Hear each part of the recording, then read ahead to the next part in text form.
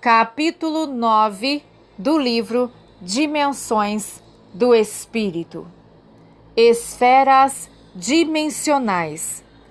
Adão e a visão aberta. As Escrituras dizem que Adão abriu seus olhos e viu que estava nu.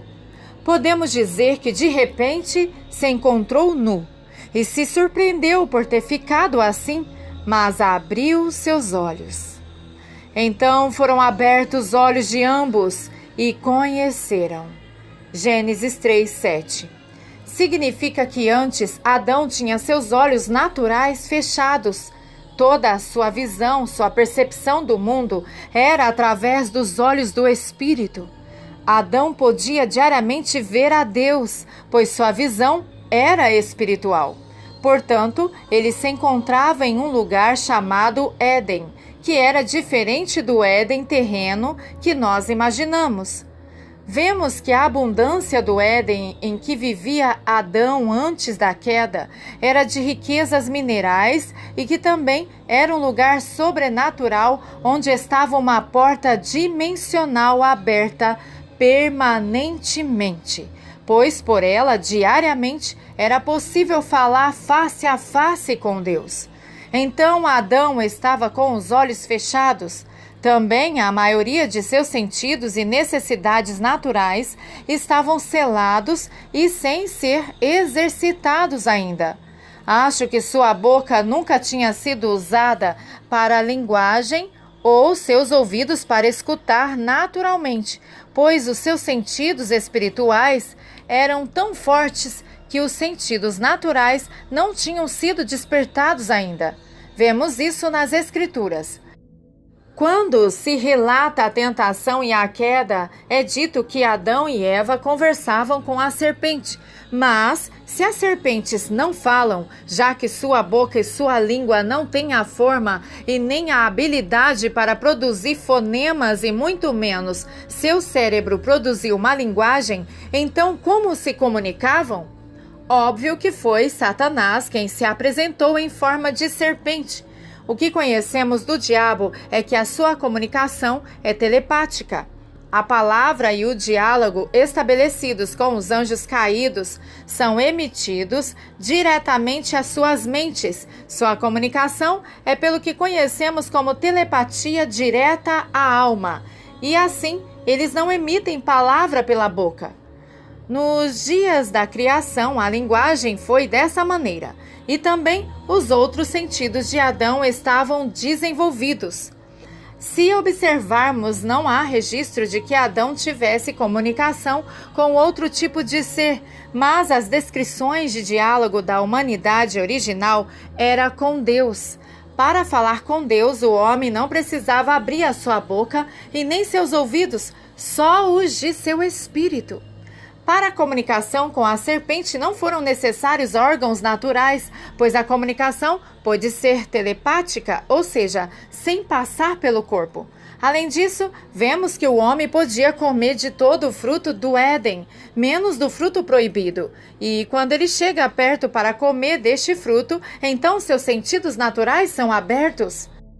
Uma das qualidades deste fruto era o conhecimento. Foi assim que o homem obteve ali o conhecimento de sua natureza física. Na minha maneira de entender, é como se ele, ao olhar, só visse sua natureza espiritual, suas vestes de honra, seus dons e atributos divinos. A imagem e semelhança de Deus, e sua natureza estava impregnada da bondade do poder criador, da sabedoria divina, da ilimitada ciência para governar e desfrutar do mundo sem quebrar o equilíbrio da natureza, pois assim Deus queria que ele estivesse. Assim que ele come do fruto, sua natureza humana se faz mais forte, mais notável, e seus sentidos espirituais vão dormindo ou morrendo, restando somente essa natureza empobrecida. E mais simples, a parte humana. Esse instante de escuridão e desespero faz com que o homem, rodeado de trevas e sem poder para ouvir a voz de Deus, perca a conexão com o Criador. O homem agora está cego, surdo e só. Assim que desesperadamente abre os olhos da carne, vê um mundo paralelo ao que tinha vivido no Éden. Sua visão não podia mais percorrer a terra, tinha dificuldade de escutar ao Criador. Agora olhava e via outras cores, outros odores, via só a matéria física. Deve ter sido terrível saber que agora estava só. Conhecia o pecado, esta estranha força que o subjugava e não lhe permitia ver o céu e nem o Criador. Sentia o frio, a erva do campo, a fome e o sono pela primeira vez. O primeiro Adão não tinha necessidade de dormir, talvez não tivesse nem experimentado o cansaço ou a fadiga, e para formar a Eva, Deus teve que fazê-lo dormir, já que o homem espiritual não precisava dormir. Agora, na sua fragilidade humana, até a santidade e pureza de Deus castigavam o homem. Sua natureza frágil fugia de Deus. O que quero assinalar aqui é o processo inverso disso. Nós nascemos com os olhos abertos, isto é, desde bebê, aprendemos a ver o mundo natural com os olhos da carne, a ter fome, sede, sentir calor e etc. Nossa natureza já nasce desligada do Criador, longe dele. Como nunca o tivemos, não estranhamos. Então, para nós, é natural nos sentirmos assim nessa realidade. Por isso, chamamos as coisas espirituais de sobrenaturais, pois estão longe de nós e as consideramos extraordinárias. Se for assim, então, quando ingressamos nas dimensões do Espírito, nos encontramos perdidos, como esteve Adão. Não sabemos o que fazer, pois esse não é o mundo ao qual estamos acostumados. Deus quer que abramos os olhos do Espírito e que nos deixemos guiar em um universo onde os sentidos naturais não importam. Ele quer que desenvolvamos os sentidos espirituais e mantenhamos esses sentidos exercitados. Por isso estamos sempre de bom ânimo, sabendo que, enquanto estamos no corpo, vivemos ausentes do Senhor, porque andamos por fé e não por vista. 2 Coríntios capítulo 5, versículos 6 e 7. Isto é o que importa, que tenhamos percepção de nossa natureza criada à imagem e semelhança de Deus. Quando entramos nas dimensões espirituais, nos vemos como Ele nos vê e podemos considerar nossas vestes pelo que temos recebido dele. É dito que Adão, como parte do castigo, seria lançado fora, mas só sai quem está dentro, óbvio. Dentro do quê? O Éden era um jardim botânico bem cuidado no Oriente Médio? Subtítulo: A primeira esfera multidimensional. O Éden, o paraíso, era um lugar dimensional, uma esfera multidimensional. Assim chamam uma dimensão viajante que pode se locomover por várias dimensões. Uma dimensão que seria como um cometa, entre aspas, do espaço, que viajava por diversas galáxias, diversos sistemas solares, por assim dizer. O paraíso não era uma simples dimensão, mas sim uma esfera dimensional que Deus conectou, ancorou sobre o planeta Terra por um tempo, para que o homem de lá pudesse colonizar e povoar a Terra. Mas quando comete seu pecado, então é lançado fora pela porta dimensional. E Deus deixa um querubim em sua porta para que mantenha afastados os intrusos e não entrem por ela. Há então várias coisas para destacar. O guarda da porta era um querubim, a mesma categoria que o diabo, para que este não se atrevesse. Antes, acho que Adão podia diariamente entrar e sair por essa porta. Ele conhecia o caminho, pois era a ponte entre o Éden terreno, onde viviam animais, plantas e etc., e o Éden dimensional, a esfera dimensional, onde estava a árvore da vida, um paraíso muito mais rico e predominantemente mineral. Adão diariamente vinha à terra, governava sobre ela e depois se apresentava diante de Deus com o fruto do seu trabalho. Por isso, seus filhos depois vão apresentar ofertas de seus trabalhos. O diabo não podia entrar nessa esfera dimensional. Então, o diabo aproveitou, enquanto o homem estava na terra, o Éden terreno, para enganá-lo e seduzi-lo. E quando estes voltaram ao Éden dimensional, então cometeram o pecado. O homem é lançado fora dessa esfera dimensional. E a porta não é selada, mas um guarda é colocado nela. E ele selou a porta, mas não a destruiu, pois pretendia usá-la ainda. Portanto, deixou um guarda, e só os que apresentassem o passaporte VIP podia passar, só os remidos pelo sangue de Cristo. Logo podemos acessar a esfera dimensional, pois fomos remidos por Cristo e Ele veio para restaurar todas as coisas. Parte desta restauração está em restituir nossa entrada ao paraíso original do projeto de Deus, um acesso multidimensional. O castigo pelo pecado foi ser posto para fora, trabalhar a terra e agora comer dos frutos das árvores. Esta verdade está implícita. Antes não se trabalhava e não se comia dos frutos das plantas. Se não trabalhavam como fazemos hoje, o primeiro homem vivia de governar a terra.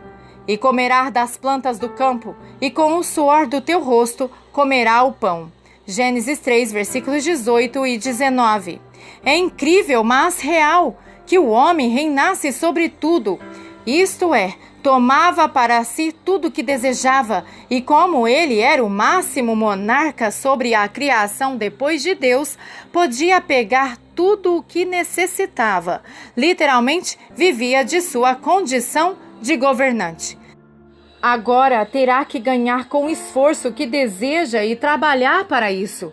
O mesmo ocorre quando se diz que ele comeria das plantas, seu alimento seria de um nível inferior. Antes, ele comia do alimento do Éden celestial, que tinha inúmeras árvores com os mais desejados frutos. Seu alimento era parecido ao da árvore do conhecimento e seu café da manhã era a árvore da vida. Seu almoço e jantar eram frutos espirituais. Agora já não comeria deles, mas os do Éden natural, que só tinham poder para satisfazê-los por algumas horas. Então o Éden dimensional estava sobre o Oriente Médio, porém não no Oriente Médio físico terreno, mas sim suspenso sobre ele. No Éden, um só rio se dividia em 4 braços e um deles se conectava com a terra, onde está o rio Eufrates terreno. Então plantou o Senhor Deus um jardim da banda do Oriente, no Éden, e pôs ali o homem que tinha formado. E o Senhor Deus fez brotar da terra toda a qualidade de árvores agradáveis à vista e boas para a comida, bem como a árvore da vida no meio do jardim, e a árvore do conhecimento do bem e do mal. E saía um rio do Éden para regar o jardim, e dali se dividia e se tornava em 4 braços. Gênesis 2, versículos 8 ao 10. E mostrou-me o rio da água da vida, claro como um cristal, que procedia do trono de Deus e do Cordeiro. No meio da sua praça, de ambos os lados do rio, estava a árvore da vida, que produz 12 frutos, dando o seu fruto de mês em mês. E as folhas da árvore são para a cura das nações. Apocalipse 22, versículos 1 e 2. Na terra havia riquezas e minerais, mas a dimensão espiritual era de qualidade superior. O ouro era de Ufaz. Este é o ouro que é usado nas construções para a decoração do céu, que aparece em Apocalipse 22, para a pavimentação das ruas da Nova Jerusalém. Subtítulo: Jerusalém, uma esfera dimensional. A Nova Jerusalém, a árvore da vida e o rio que cruza a cidade são a mesma esfera dimensional que foi colocada no início sobre a terra, mas de volta, depois de vários anos, vem em forma de uma cidade onde abunda a riqueza, a glória e a santidade de Deus. Ver o que está escrito na Bíblia sobre essa cidade é tremendo, mas o mais glorioso é que esse projeto era o que Deus queria para nós aqui. E a Terra, ainda com todos os avanços da ciência, é muito pobre e arcaica por causa do pecado. Não podemos nem comparar com essa cidade gloriosa construída por anjos nos céus. Portanto, a história começa com uma esfera dimensional chamada Éden e termina com a esfera dimensional que chamamos de Nova Jerusalém. Esta esfera dimensional tem no mínimo 12 portas. Ninguém faz uma porta a menos que tenha a intenção de que alguém entre por ela. Mas não são portas comuns, são descritas como pérolas, isto é, são portais dimensionais. As 12 portas eram 12 pérolas. Cada uma das portas era de uma só pérola. As suas portas não se fecharão de dia, e noite ali não haverá. E a ela trarão a glória e a honra das nações. Apocalipse 21, versículos 21, 25 e 26. A reiteração do mesmo princípio que Adão ensinou a seus filhos de trazer as ofertas diante de Deus. Já não será necessária a expiação, pois Cristo estará como Cordeiro. Também, todavia, a honra se apresentará de todas as nações, e o melhor da terra será trazido à dimensão espiritual de Deus. Continuando o capítulo 9 do livro Dimensões do Espírito. Subtítulo: A esfera viajante.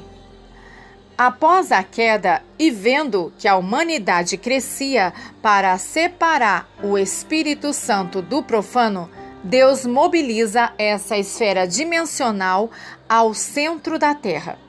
Depois da primeira morte, para que a alma dos mortos não permanecesse perto ou próximo à alma dos vivos, então a esfera dimensional chamada paraíso foi levada ao centro da terra, onde permaneceu até os dias de Cristo. O sangue de Abel clamou desta terra. Quando falamos do sangue, deveríamos, neste caso, dizer: a alma de Abel clamou desde a terra por justiça. Esta alma não podia permanecer na terra que estava amaldiçoada, e Deus a introduz no paraíso. Abel é, então, o primeiro a provar do paraíso em sua nova localização, o centro da terra. Naquele lugar era possível ver o reino dos céus e encontrar a esperança de um dia estar com Deus. E por sua vez, longe do contato, sem poder saber o que se sucederia com os homens na face da terra. Era necessário que os mortos justos não pudessem ver, nem se comunicar com os da terra, mas suas almas no paraíso do centro da terra poderiam falar com Deus, separação do mundo para se aproximar de Deus glorioso. O problema vem depois com a morte do primeiro assassino, do primeiro pecador criminal ou derramador de sangue, Caim. Então, o primeiro condenado não podia ficar na terra para não ter contato com os humanos viventes, mas também não podia ir ao paraíso por sua condição de pecado. Assim, havia outro lugar preparado para eles, chamado Hades, e este lugar teve seu primeiro humano povoador. Esse lugar, segundo as Escrituras, estava separado do paraíso por um grande abismo e diz que era possível ver o paraíso de lá. Contudo, não podiam sair dele e nem ver aos humanos, pois os que estavam ali não poderiam jamais intervir na história dos homens. E morreu também o rico e foi sepultado. E no Hades viu com seus olhos, estando atormentado e viu. Lucas 16, versículos 22 e 23. Após a morte e vitória de Cristo, o paraíso terreno, a esfera dimensional, é lançado até o terceiro céu. E nesse cruzamento dimensional em Jerusalém vieram os mortos justos do antigo pacto. Estes andavam pelas ruas da cidade. De alguma maneira, foi tão forte o cruzamento do paraíso pela terra que foi notório aos olhos de muitos.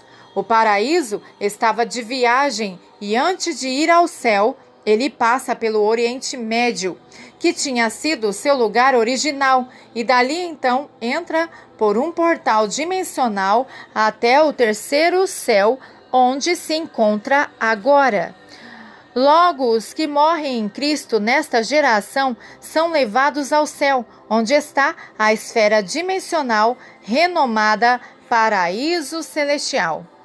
Entrando pelas portas dimensionais, suas almas são recolhidas e levadas ao céu. Bem, quando se fala da morte de Elias, ou melhor, do seu último arrebatamento, é dito que um redemoinho o levou. Não era um redemoinho qualquer, já que se fosse assim, provavelmente alçaria a Eliseu, que também estava perto dele. Mas foi uma porta dimensional que foi aberta ao redor ou em cima de Elias. O levou, mas evidentemente Elias não foi levado ao céu, sendo, porém, absorvido por uma porta dimensional acima dele. E do outro lado, se abrindo exatamente no paraíso, dentro do centro da terra. Então, definamos alguns princípios. O paraíso não é um lugar geográfico, é uma esfera dimensional. Onde desceu Adão quando saiu da esfera dimensional? Ele saiu exatamente no lugar onde Deus recolheu o pó da terra para formar o homem, que é o lugar onde Deus pisou pela primeira vez no planeta Terra. É ali onde está a mais antiga porta dimensional. Esta é um portal multidimensional pela qual se acessa às diversas dimensões. É daqui que podemos acessar o céu da terra. A esfera dimensional em que estava o paraíso englobou vários quilômetros quadrados. Toda a região do centro do Oriente Médio, se considerarmos um diâmetro de quase 2.000 quilômetros. Adão usava a porta de acesso ao jardim terreno que estava sobre Israel.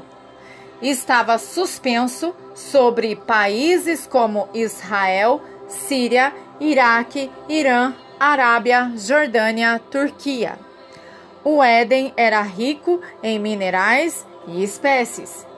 Havia um rio do qual saíam 4 rios, entre eles o Eufrates, Tigre e Nilo.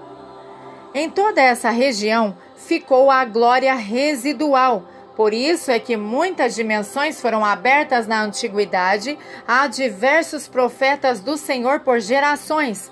Veja que esses campos magnetizados pela energia dimensional não está apenas em Israel, mas englobam países como Israel, Síria e Turquia da atualidade, entre outros. Subtítulo: Porta à esfera dimensional.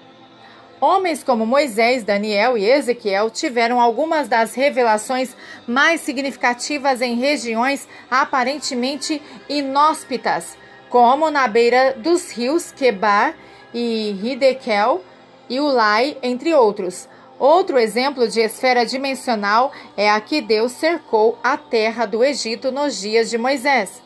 Deus criou um microclima naquela região onde havia luz a toda hora e as enfermidades e pragas não podiam cruzar este lugar. Talvez não soubesse como sucedia, mas estavam submersos em uma esfera dimensional e cheia da glória de Deus. E sejamos sinceros, isso não afetou só os justos, mas os beneficiados foram todos os israelitas. Subtítulo: Lugar exato do Éden segundo a Bíblia. O Éden estava exatamente no Oriente Médio. como vimos, em uma dimensão superior. Foi dali que se abriu a dimensão que Deus usou para recolher o pó da terra e formar o homem dela. Foi nesse lugar que deixou a principal porta dimensional que o homem usava para sair para a terra. Foi ali onde se apresentou o primeiro sacrifício por expiação do pecado do homem, um cordeiro. E onde Cristo abriu uma dimensão de salvação, se apresentando como o último sacrifício que poderia ser apresentado por um homem para o perdão dos pecados e remissão da terra, o Cordeiro de Deus. Isso não é magnífico? A antítese dessa porta dimensional são os desertos ao norte da África, onde se abriu pela primeira vez uma dimensão das trevas. Esse foi o lugar onde o diabo se introduziu à terra, de onde hoje predominam e desde a antiguidade monumentos que estão carregados de energia dimensional das trevas. O povo que andava nas trevas viu grande luz. Os que moravam na terra de sombra da morte, luz resplandeceu sobre eles. Isaías 9, versículo 2. Assim como estas regiões da Galileia, outras regiões da terra precisam do impacto do poder de coalizões apostólicas e proféticas para a sua liberação. Vejamos o que dizem as Escrituras em Isaías 14. Aos do norte. O céu está em um lugar dimensional que está ao lado norte, que não é o norte geográfico, mas o ponto de partida da criação, o lugar original de onde surgiu a existência. Dali Deus criou tudo e tem, nos lados do norte, a energia estabilizadora do universo. Destes lugares, Deus controla toda a criação, pois deixou ali uma atmosfera tão poderosa que regula o clima cósmico. Isto é, estabelece a ordem em toda a criação. Esse lugar está impregnado pela sabedoria, amor e eternidade de Deus. Nesse lugar são tão fortes o poder e a glória que emanam do Monte Santo que Satanás quis chegar até lá para conquistá-lo, submeter quem o guardava e exigir adoração dos demais seres criados. Preste atenção, Satanás não acreditava que Deus era Deus. Pense no seguinte: se o diabo acreditasse que Deus era Deus, o Todo-Poderoso, então ele não teria se rebelado contra ele. Quando Lúcifer viu a glória desse lugar inacessível para ele, perdeu-se na sua grandeza e achou que o poder desse lugar dimensional chamado Monte do Testemunho era maior do que Deus. Se ele dominasse esse poder, então seria maior do que Deus ou tão forte quanto ele. Veja as suas palavras. Sua intenção primária não era vencer a Deus, mas chegar aos lados do norte. Repito, significa que para Satanás o poder deste lugar dimensional era maior do que Deus ou poderia convertê-lo em Deus.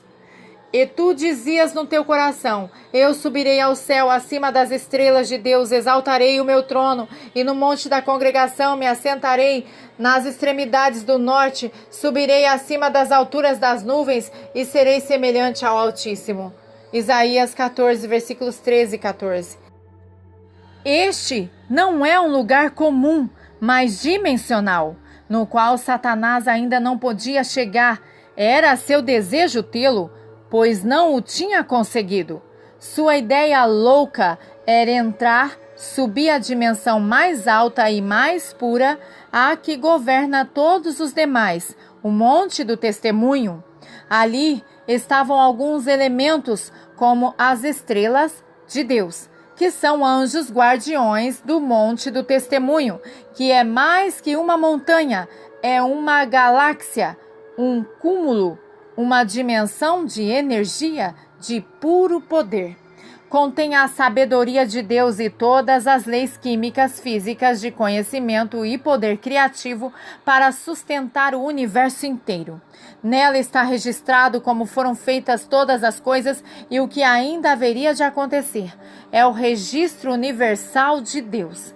o testemunho de Deus desde a criação, antes dos anjos e de tudo que foi criado. Por isso, Satanás, que escutou sobre este lugar, pensou em tomá-lo, e ao ter este poder, então ele seria como Deus. Acima das estrelas de Deus, subirei sobre as alturas das nuvens. Isaías 14, 13 e 14. Ali se faz referência às alturas das nuvens, que não são químicas, mas sim nuvens de diferentes glórias que existem no espaço infinito das dimensões de Deus.